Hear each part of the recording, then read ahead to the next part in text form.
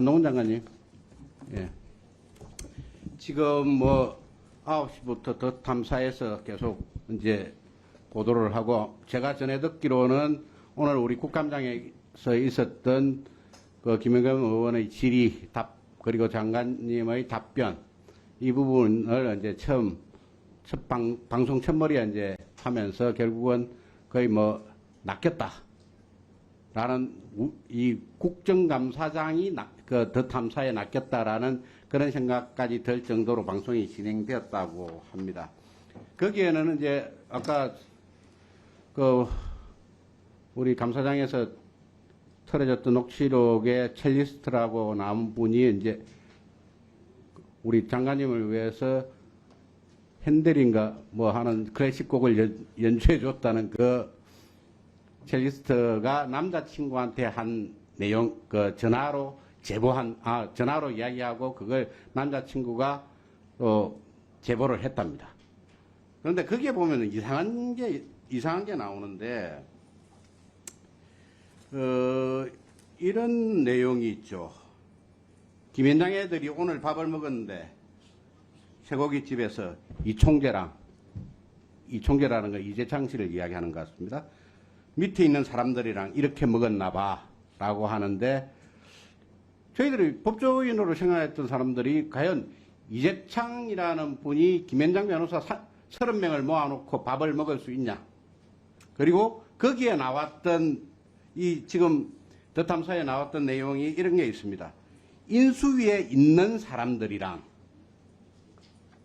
이게 7월경이면 이미 대통령께서 취임을 하시고 인수위가 해체가 된 상황입니다. 그런데 인수위에 있는 사람들이랑 이라는 말까지 사용하면서 이제 그 남자친구하고 이야기를 하는데 이게 우리 장관님이 이해가 되십니까? 이런 표현들이? 어떻게든 저를 음해하고 싶은 마음은 제가 충분히 그동안에 잘 알고 있는데요. 그래도 이렇게 허황되게 이렇게 선이 넘게 지어내는 거는 선을 많이 넘은 것이고 법적 책임을 반드시 져야 될 겁니다. 다시 말씀드린다면 제가 공직자로서 뭘 건다는 표현이 되게 불경스러운 말씀이라는 건 아는데요. 저의 의지를 읽어주십시오. 제가 뭐든 다 걸겠습니다. 김기현 의원이 도대체 어디가 계신 겁니까? 저는 묻고 싶습니다. 아마 이거 보고 계실 것 같아요. 김의겸 의원님은 지금 이 방송에 공모하신 겁니다. 그러니까 이거는 면책특권의 범위도 아닌 것이죠. 책임을 지셔야 될 겁니다. 그러니까 대통령실에서도 소위 면책특권 밖에 나가서 말씀을 해보시라라는 취지로 이야기한 거 일단 아니겠습니까? 저는 첼로가 나오는 술집이 뭔지 모르겠고요. 그리고 저는 그 10시 넘어서 술집에 남아있던 적이 20년 동안 없습니다. 저랑 먹은 사람 있으면 20년 동안 있으면 나와보라고 하십시오. 저는 그렇게 안 살았거든요. 그런데다가 좀 비슷한 걸 갖다 대야죠. 제 행동 반경하고 완전 다르지 않습니까? 제가 3시까지 술을 먹고 노래 부른다고요? 그거 저를 아시는 분들은 그거 상상도 못 하실 것 같은데요? 제가 되게 재미없는 사람이라서 저 그렇게 그런 식의 이 생활 패턴이 아니거든요. 그런데 그 상황에서 법무부 장관과 대통령이 김현장 30명하고 한다고요? 그럼 그 30명 중에 일부는 지금 어디다가 자랑이라도 하지 않았을까요? 그러니까 결국은 이재창 씨가 어떻게 대통령과 법무부 장관이 있는 자리를 그 사람이 이재창이라는 사람이 주관을 하느냐. 위원님, 저는 제 차를 뒤에서 그 위험하게 반복적으로 미행했던 그 바로 더 탐사라는 것이 그것 아닙니까? 경찰로부터 스토킹 범죄로 수사를 받고 있고요. 거기에 대해서 현직 이 제1야당의 대변인이 공모해서 협업했다고 하는 거 정말 경악을 금치 못하겠습니다. 그러면 저를 뒤로 따라온 것도 다 이런 거를 어떻게든 간에 의심하고 그런 것일 텐데요. 아니, 기껏해야 저는 저 따라와봤자 제가 재미없는 사람이라는 것밖에 나오지 않았을 것 같고요. 그리고 제가 단언해서 말씀드리건데 제가 저랑 저렇게 술 먹어본 사람이 있나요? 저는 이세창이라는 사람하고 스친 적도 없습니다. 다시 말씀드리지만.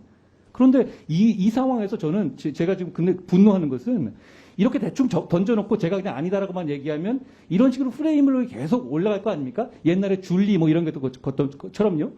근데 이런 걸 국정감사장에서 제가 이렇게 제가 약간 흥분하는 이유는요. 이건 정도를 좀 넘어선 거라는 것이죠. 그리고 스토킹 수사받고 있는 사람과 협업했다고 인정하지 않습니까? 그게 가능한 얘기인가요? 박형수 의원님 질의해 주시기 바랍니다. 예, 박형수 의원입니다. 법원 행정처장님, 예. 2020년 이재명 대표의 그 선거법 위반 사건에 대해서 질의를 하도록 하겠습니다. 화면이 안 뜨는데요. 자, 화면에 이렇게 되어 있습니다.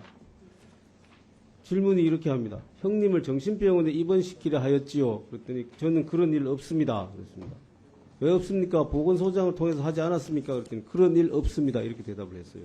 그랬더니 대법원 판결이 어떻게 나왔느냐?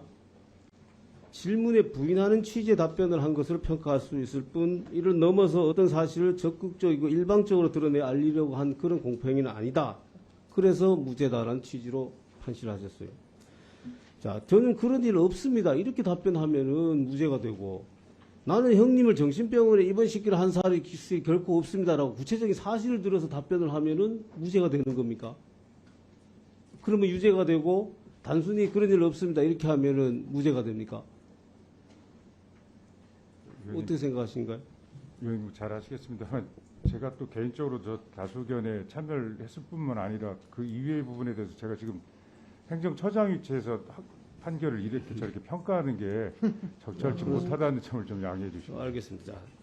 자, 다수 의견 중에 이런 표현이 있습니다. TV 토론의 경우에 미리 준비한 자료에 의해서 일방적으로 자신의 의견을 표현하는 연설 등의 경우와 달리 후보자 사이의 질문과 답변, 주장과 반론에 의한 공방이 제한된 시간 내에서 제한적으로 즉흥적으로 이루어지기 때문에 그 표현의 명확성에 한계가 있을 수밖에 없다라고 하면서 이것도 무죄 이유로 설치를 하셨어요. 처장님 정치를 안 해보셔서 그러는데 정치인이 TV 토론에 나갈 때 얼마나 준비 많이 하시는지 아십니까? 선거 캠프의 참모들과 다 논의를 하면서 예상되는 질문들 다 뽑아가지고 그래서 연습하고 나갑니다. 답변까지도 다 연습하고 나가거든요. 그런데 TV 토론이기 때문에 표현의 명확성에 한계가 있을 수밖에 없어서 무죄다. 이 부분도 사실 이해하기 어렵습니다. 좋습니다. 이게 100번 양보를 해서 이 대법원의 한 이 판결의 취지를 정치적 표현의 자유를 좀 더 넓게 인정해 주자라는 취지로 선회를 한다고 합시다. 자, 그런 대법원 판결의 관점에서 보더라도 이번에 지금 이재명 대표 다시 허위사실 공표죄로 기소가 됐습니다. 두 가지입니다. 하나는 김문기 씨를 모른다고 한 사실이고 또 하나는 백현동에서 국토부에서 압력을 가해서 내가 저걸 했다라는 부분입니다. 자, 압력을 가해서 협박을 가해서 내가 어쩔 수 없이 용도변경을 해줬다. 그런 취지입니다. 자, 이재명 대표가 김문구 씨를 모른다라고 한 이 내용은 어디에 나왔냐면은 TV와 라디오 등 총 4개 프로그램에 출연해갖고 연속적으로 계속 얘기를 했습니다. 4번에 걸쳐가지고. 자, 아까 그 다수 의견에 TV 토론에 의해서 즉흥적으로 공방이 이루어지기 때문에 그거는 명확성에 한계가 있을 수밖에 없다라고 무죄를 설치를 했어요. 무죄 이유를. 그러면 이거는 또 이 TV 토론이 아니라 TV 예정된 프로그램에 나간 겁니다. 예정된 프로그램에 미리 준비를 해서 그것도 한 번도 아니고 2번, 3번 계속해서 똑같은 취지의 얘기를 합니다. 이거는 그 판례 우리 법원 행정처장님이 관장한 그 판례의 취지에 비추어 보더라도 이거는 그 당시와는 상황이 다르지요. 지금 재판 지금 진행 중인 사건에 대해서 제가 답변할 수 없다는 점을 양해해 주시면 고맙겠습니다. 자, 그러면 또 백현동에 대해서도 똑같이 한번 물어보겠습니다. 백현동에 대해서도 이게 국정감사 당시에 경기도에 대한 국정감사 당시에 이 말이 나온 것입니다. 그때 뭐라고 얘기를 했냐면은 백현동 사업에 특혜를 준 것이 맞냐라고 질문하니까 국토부에서 저희한테 이런 식으로 압박이 왔는데 뭐 등등등 표현을 하면서 이것을 가지고 만약에 안 해주면은 직무유기 이런 것을 문제 삼겠다고 협박을 해서 이렇게 해줄 수밖에 없었다. 이런 취지로 얘기를 했어요. 자, 이것 역시 마찬가지입니다. 이거 TV 토론에서 공방을 통해서 나온 것이 아니라 이 당시에 이 백현동 4단계 용도 변경을 해준 것에 대해서 사회적으로 굉장히 문제가 됐어요. 그리고 경기도 국정감사도 이재명 당시 경기지사가 받겠다라고 한 이유가 뭐냐면 이 부분에 대해서 해명을 하겠다라고 받겠다고 한 거예요. 그러니까 미리 준비를 다 했다라는 겁니다. 그래서 이 부분 역시 마찬가지로 TV 토론의 공방에 의한 것이 아니라 본인이 치밀하게 이미 다 답변을 준비해와서 답변한 것입니다. 그래서 종전 판례에 비추어 보더라도 이 부분은 절대로 무죄가 될 수 없다고 보이거든요. 거기다가 이때 보드 판까지, 패널 판까지 들고 나와서 대답을 했어요. 이런 정도의 상황이라면은 종전 판례에 비춰보더라도 무죄가 될 수는 없겠죠. 네, 그렇습니다.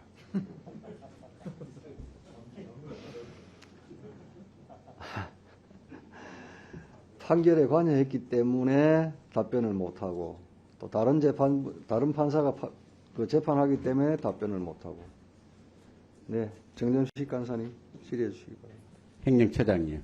네. 참 처장님도 그 판결에 관여를 했기 때문에 뭐라고 말씀을 못할 거 하기가 어렵다는 것은 저는 압니다. 조금 전에 우리 박형수 의원님 말씀하시는 이재명 대표의 소위 경기도지사 선거 당시의 형 강제 입원 시도와 관련된 부분인데 저 역시 20년 가까이 선거사범 수사를 했지만은 그 대법원 판결을 보고 특히 다수 의견을 보고 저도 굉장히 충격을 받았습니다. 과연 이렇게 대법원이 허위사실 공표죄를 무력화시키고 특정인을 보호해주기 위해서 이런 판결을 내느냐 부분에 대해서 참담함을 많이 느꼈고 그걸 선거사건 수사를 하는 검사들 대부분이 똑같은 심정이었을 겁니다. 그리고 선거사건 재판에 관여해본 경험이 있는 변호사들도 역시 마찬가지일 겁니다. 그 부분에 대해서는 대법원이 과연 왜 우리는 이렇게밖에 할 수 없었는지를 자문자답해 봐야 될 겁니다. 박범계 의원 조용히 하세요. 말 함부로 할래요? 지금 위원장한테 도발하는 겁니까? 네? 위원장을 화를 돋구는 겁니까? 자, 제가 다시 한번 말씀드립니다. 제가 이 사람 말을 들어도 참고 넘어가겠습니다.